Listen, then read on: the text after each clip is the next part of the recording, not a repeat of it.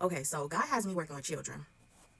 I find it funny that around the time that God ended up putting me in the place where I started working with kids, I was literally a baby in Christ. And I would see like little things that I would read in the Bible like align with the way that a kid acts and stuff like that. Like I would see like our human nature and the way that we act in these little babies that God blessed me to be able to take care of and assist in learning, you know? So I would see little stuff and I would just take it and I would note it and I would be like, that's funny.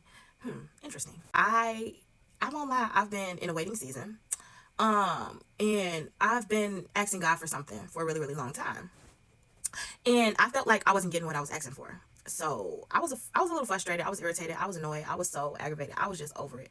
And it got to a point to where I won't lie, I got mad at God. I was supposed to have this thing by now. And everybody else is getting the things that they, are praying for. And I'm watching everybody else get blessed. And here I am just looking, watching. It's my neighbor, my cousin, it's everybody around me. But some way, somehow, it is never me. So today, I was serving the kids food or whatever, and basically all the other kids were eating because they had woke up earlier. So they woke up, washed their hands, got changed or whatever, and I told all the kids to go and sit down so that once the food came they could be able to eat, right? Catch myself saying, sit down, go sit down at the table, go sit down at the table, you need to sit down in order for you to eat, sit down, go take a seat, thank you. So I tell the babies to sit down, and all the babies are sitting except for one. One is still asleep, and I'm really focused on feeding the kids that are already sitting down and ready to eat. So I put their little snack or whatever on their plate, and I serve each kid their snack. They say thank you. All right, cool. Everybody's eating.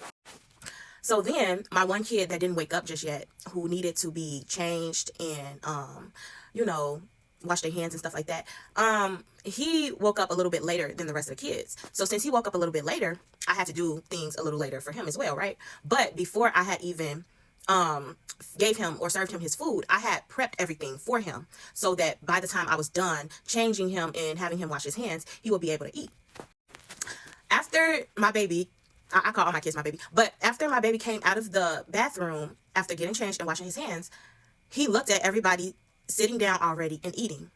And he looked like dumbfounded, and he looked like a little confused. He looked like, he looked a little frustrated at the fact that all the other kids was eating, and where's his food? He felt like he wasn't going to eat because all these other kids are eating, but where's his food? He doesn't see his food. Meanwhile, while he was still sleeping, I had I had prepared his food to be served to him when the time was right. I had to get him ready first so that he could eat, and he could eat comfortably without any issues. That's literally the same way God works. You keep praying for that thing, you keep asking God for that thing, you keep, wishing and hoping that God can give you the thing that you're praying for. But before you get that blessing, you need to be in position to receive that blessing. You have to make room. You have to be seated. You have to be prepared for what's about to come to you. Otherwise, you'll end up being late. Half of my kids was already done eating their food by the time that last baby woke up and was able to start eating his food. He received his food late, despite it being carefully, taken care of so that once he was ready, he would be able to eat. He ended up eating late because when the food was there and it was going around, he was not ready. I don't know what it is you're asking God for. I don't know what it is that you're praying for or you're wishing for or you need. I don't know what you and God's conversations look like. But I need for you to get ready. I need for you to get ready for that blessing. I need you to get ready and in position for him coming back as well. Let's not forget that part. I need you to be ready so that when he comes, you are not left behind. I see people getting cars, getting married, getting houses, owning buildings, starting businesses. And I felt like I was behind. I was left behind because everybody around me seems to be getting so much further ahead. And here I am, still stuck in the same place, it feels like. But the issue was never God not giving me that thing. That thing has been prepared for me a long time ago. But God needed my obedience. And he needed for me to get into position to receive. And since I didn't,